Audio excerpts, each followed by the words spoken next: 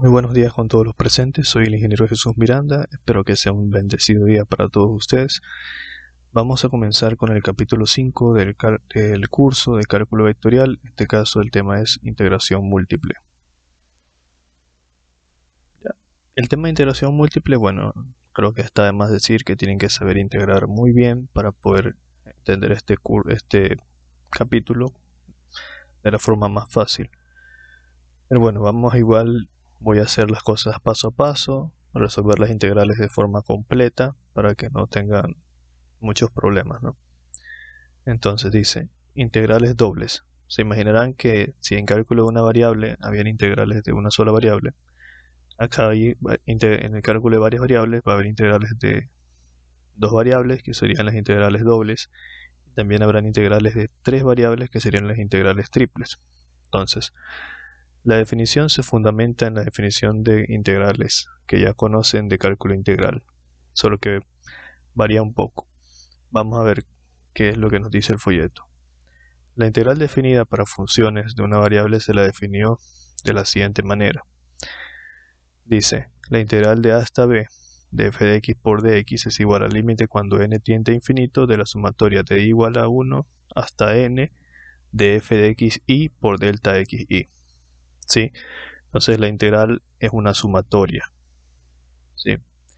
La cual se llama integral suma de Riemann, que significa el área bajo la curva, y igual a f de x en un intervalo a, b. Ya.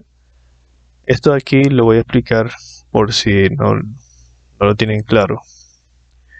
Cuando yo era estudiante, cuando estaba en la universidad, al comienzo no entendía bien la definición de integral, cuál era el objetivo de la integral como tal. Pero todo se fundamenta en lo siguiente. Tú vas a tener una función, que en este caso es la función f de x. Entonces yo trazo mi plano.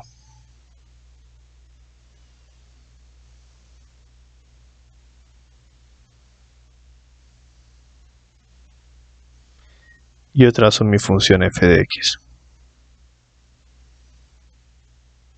Esta función f de x va a estar acotada entre a y b.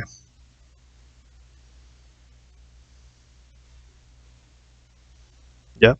Eso es lo primero que debemos saber. Entonces, ¿qué es la integral? Es el área bajo la curva. El área bajo la curva.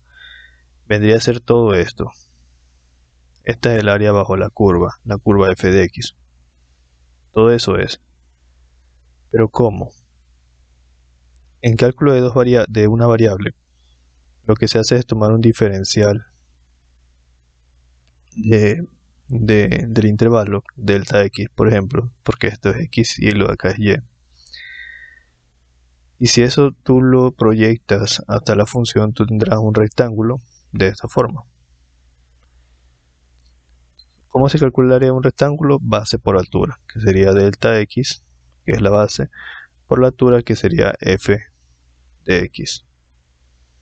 Porque la altura de la función es todo esto, desde el origen hasta la función. ¿Ya?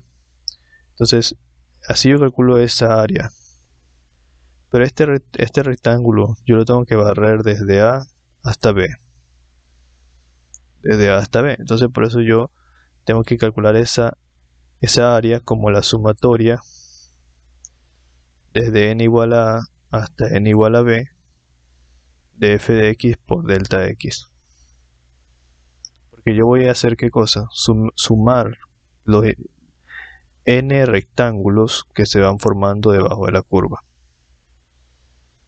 Voy sumando los n rectángulos. ¿Sí? ¿Sí? Entonces, ¿qué es la integral? Es el área bajo la curva. ¿Sí? El área bajo la curva. Eso vendría a ser la integral. ¿Y por qué la definición de integral es importante? Bueno, por ejemplo, en mi carrera, yo soy ingeniero eléctrico, ingeniero electrónico. Por ejemplo, a veces me ha tocado con situaciones en las que yo con el osciloscopio saco una curva. Por ejemplo, a veces tengo señales PWM. Son señales cuadradas que se generan con circuitos osciladores. El voltaje de dicha señal se define como el área bajo la curva. No, perdón, el voltaje se define como la altura y lo que vendría a ser la potencia se define como el área bajo la curva. ¿Por qué es importante eso? Porque se dio en un problema en una máquina en el que yo, midiendo con el multímetro, yo tenía un nivel de voltaje que aparentemente era el correcto para que la máquina funcionara.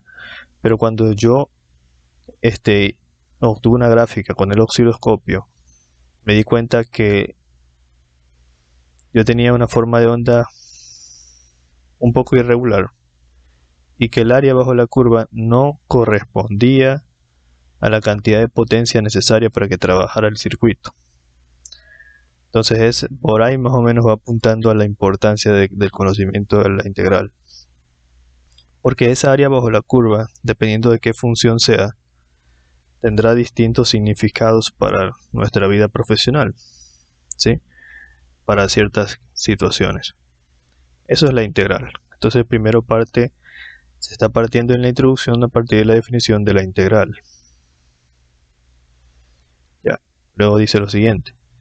Si quisiéramos obtener una integral definida para una función de dos variables, primero deberíamos suponer que ahora la región de integración sería de la forma a, b por c, d, es decir, un rectángulo de R2, la cual la denotamos como R. Ya, ¿qué es lo que sucede ahora para varias variables? Que si antes en una sola variable solo era un intervalo, y nosotros obteníamos un rectángulo cuya altura era f de x, y esto acá era un delta x, ahora para varias variables nosotros tendremos un cuadrado, ¿verdad?, con un delta x y un delta y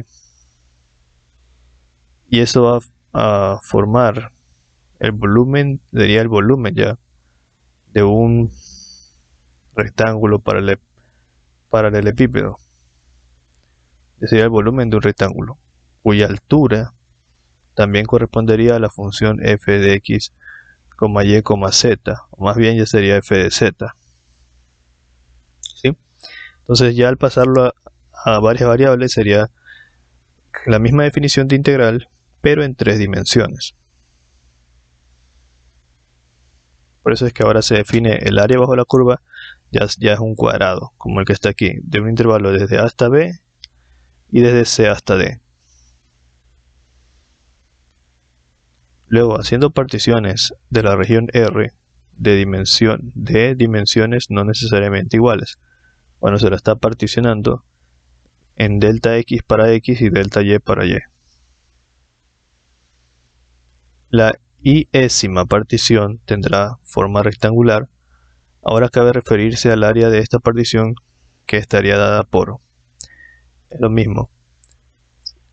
Como yo les decía, el área es igual a base por altura. En este caso se toma delta x como la base y delta y como la altura, porque igual es el área de un cuadrado o rectángulo. Podemos definir una función de dos variables, z igual a f de x, y, en la región R, que para la iésima partición sería, y en este caso la altura lo están definiendo como una función f de x y, y sub j. Bien, veamos ahora su significado geométrico. Observe la figura siguiente. Y esto es lo que yo les planteé hace un momento. Ya sería como calcular el volumen de este rectángulo paralelepípedo, ¿sí? A eso se proyecta la nueva definición de integral para varias variables. Luego, el punto x sub y, y sub j representa cualquier punto del iésimo rectángulo. El volumen del ijésimo paralelepípedo denotémoslo como delta b ij. Estaría dado por la variación, el delta volumen es igual a la función f de x y, y sub j por delta x, delta y. ¿Por qué? Por lo que les mencioné hace un momento. El volumen del paralelepípedo sería la base del rectángulo, que en este caso sería delta x por delta y, por la altura, que sería f de xy, y sub j. Por tanto, si deseamos el volumen bajo la superficie, tendríamos que hacer una suma de volúmenes de una cantidad infinita de paralelepípedos. Es decir, aplicaríamos el límite cuando n tiende a infinito de la sumatoria desde j igual a 1 hasta m y desde i igual a 1 hasta n de f de x sub y sub j por delta x por delta y sub i y sub j. A ver, es lo mismo que yo les estaba planteando acá, esta misma expresión, solo que como la estamos llevando a la tercera dimensión, ya tendríamos que, como había mencionado, sería el área de la base, que es delta x. Voy a recortarlo para explicarlo mejor.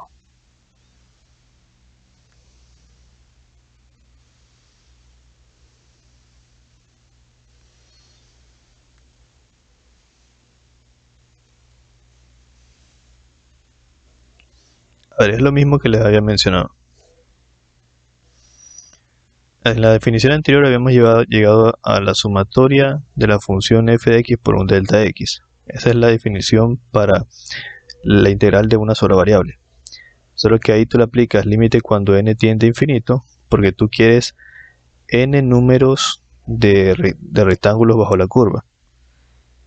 Pero tiende a infinito para poder entender que tú estás tomando un diferencial delta x infinitamente pequeño, lo cual te ayuda a tener un valor más exacto en el cálculo del área bajo la curva.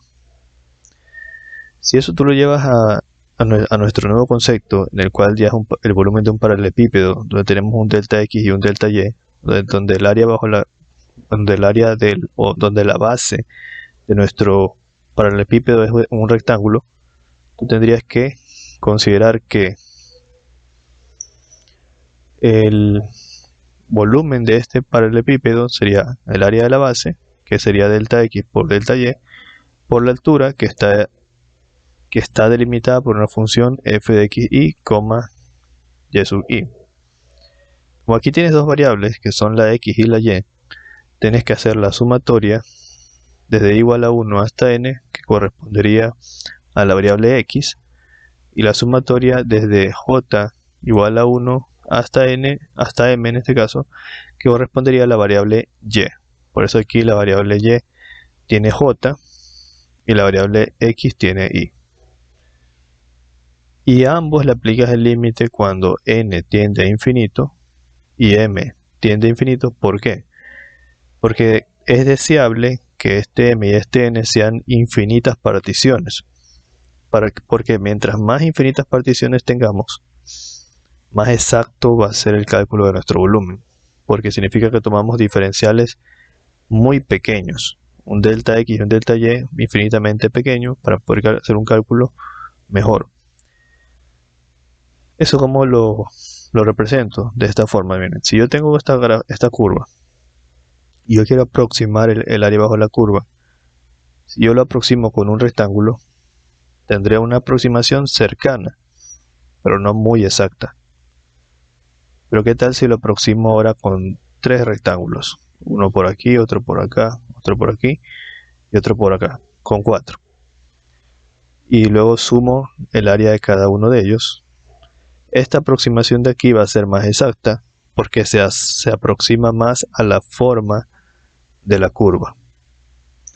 Entonces, si yo tengo mejor n rectángulos y estos n tienden a infinito o infinitos rectángulos, porque tengo un diferencial muy pequeño, entonces el resultado se va a aproximar aún más al valor real del cálculo. Por esa razón se hace de esta forma, aplicando el límite cuando n tiende a infinito o m tiende a infinito y m tiende a infinito. Luego, de aquí surge la definición de integral doble. Sea f una función de dos variables definida en la región plana. Aquí nos da la región plana, que es r igual a a, b, c por d, siendo x, y tal que x está delimitado entre a y b y y está delimitado entre c y d, o acotado. Al límite cuando n tiende a infinito y m tiende a infinito de la sumatoria de j igual a 1 hasta m por la sumatoria de i igual a 1 hasta n de f de x y por y sub j por delta x y por delta y sub i se le denomina integral doble de f en la región R y se la denota de la siguiente manera. Ya. Esta denotación que está aquí es la que todos ya conocen como definición de integral y lo único que se está haciendo es reemplazar la sumatoria por este símbolo de integral. La integral de c hasta d por la integral de a hasta b de f de x, y por dx por delta y. Perdón, por dx por dy. Y lo que se hace también es reemplazar los delta x y el delta y por el diferencial de x y el diferencial de y. Además, si existe este límite decimos que f es integrable en R. Ya. Por el momento no vamos a seguir con la interpretación geométrica de la integral doble. Empecemos estudiando sus propiedades y la manera de cómo evaluarla. En la definición se dice que si el límite existe, la función es integrable. Pero surge la interrogante: ¿cuándo será que el límite exista? Esto lo veremos en el siguiente teorema. Teorema de integrabilidad. Sea f una función de dos variables definida en la región plana R igual a b por c, d, siendo x, y, tal que x está acotado entre a y b y está acotado entre c y d. Eso es lo que dice aquí. Si f está acotada en R y si f es continua en R, a excepción de un número finito de curvas suaves, entonces f es integrable en R.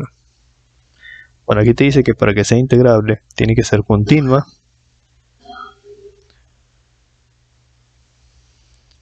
si f está acotada en R y si f es continua en R, a excepción de un número finito de curvas suaves, entonces f es integrable en R. Cuando dice a excepción de un número finito de curvas suaves, significa que lo siguiente: una función continua sería algo así, acotada entre a y b.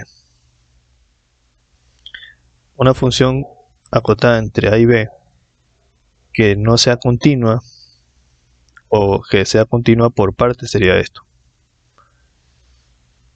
Porque por ejemplo es continua de aquí para acá y de aquí para acá. Lo único que te dice el teorema es que tiene que ser continua o que puede ser discontinua en un número finito de posibilidades, ¿no? Por ejemplo, puedes tener 3 tramos.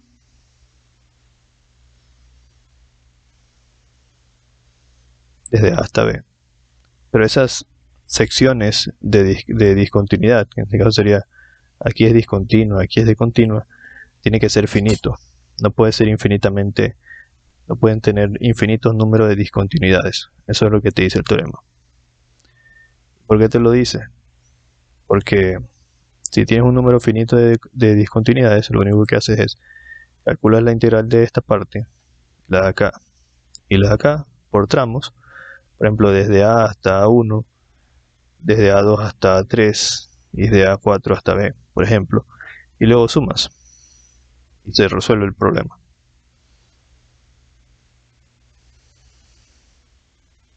Luego dice: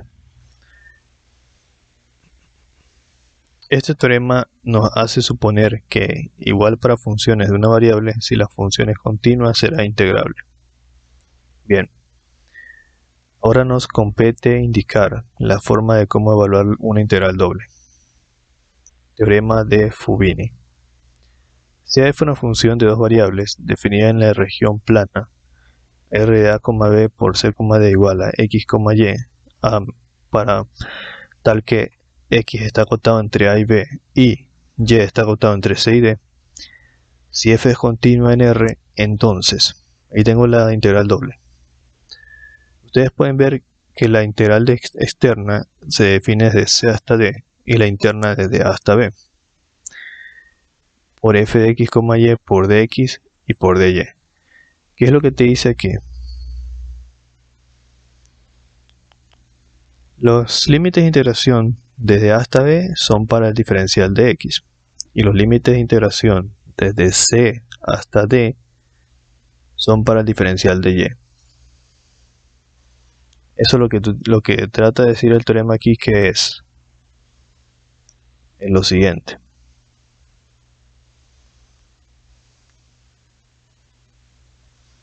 Lo voy a repetir.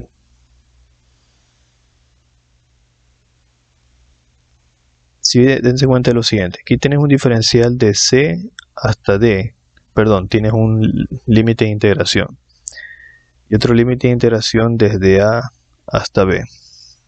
¿Ya? Entonces, date cuenta que el límite de integración desde a hasta b va con el diferencial de x y desde c hasta d va con el diferencial de y. ¿Por qué me doy cuenta de esto? Miren el corchete. Cuando tú tienes los límites de integración desde a hasta b, tú tienes con el de x. Y acá, en cambio, con estos corchetes de acá, cuando tú tienes los límites de integración de c hasta d, lo tienes con el diferencial de y. ¿Qué es lo que trata de decir el teorema?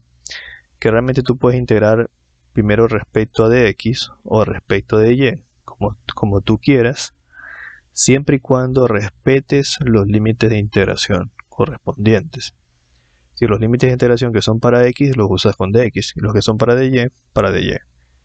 Porque tú vas a tener, en este caso, un área para tu paralelepípedo, donde esto va a ser tu delta x y este va a ser tu delta y, o tu dy, o dx. En este caso te dice que el dx es de a hasta b, o sea, el viento viene desde a hasta b.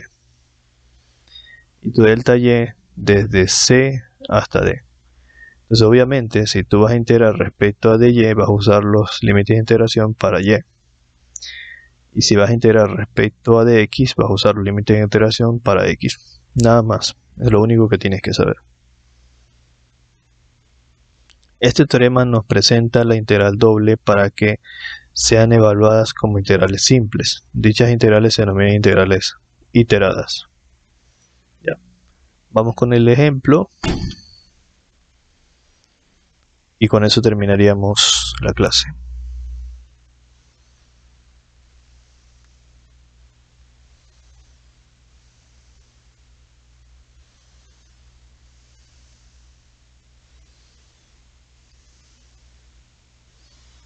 A ver, el ejemplo dice lo siguiente.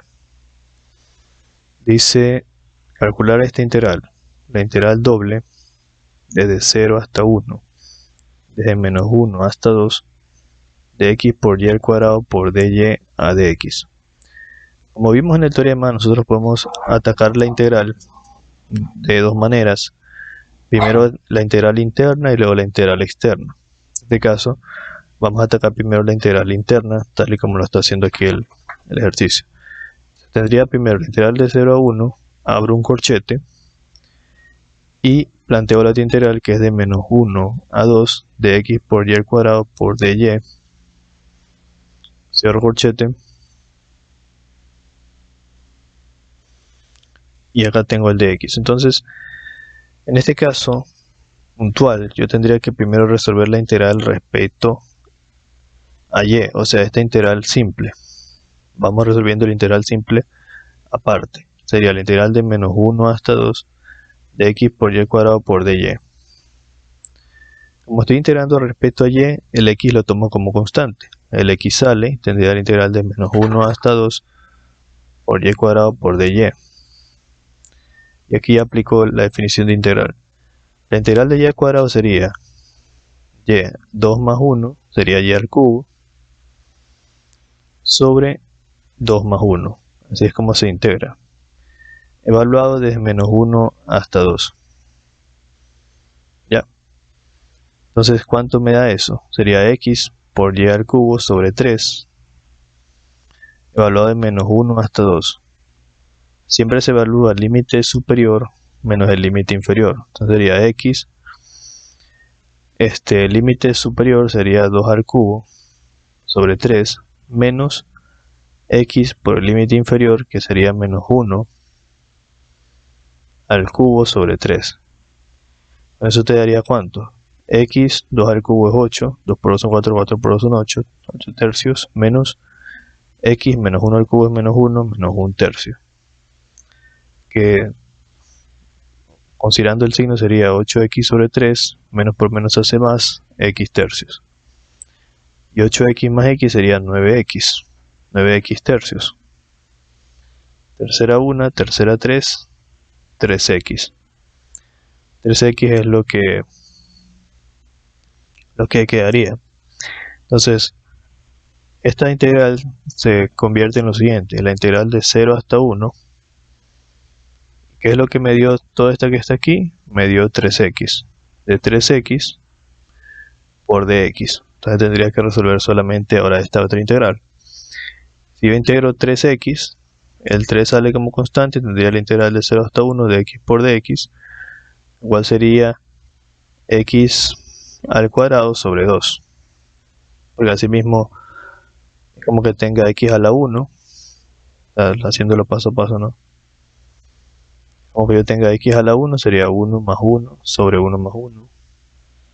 Por esa razón sería x al cuadrado sobre 2. Y eso lo evalúo desde 0 hasta 1.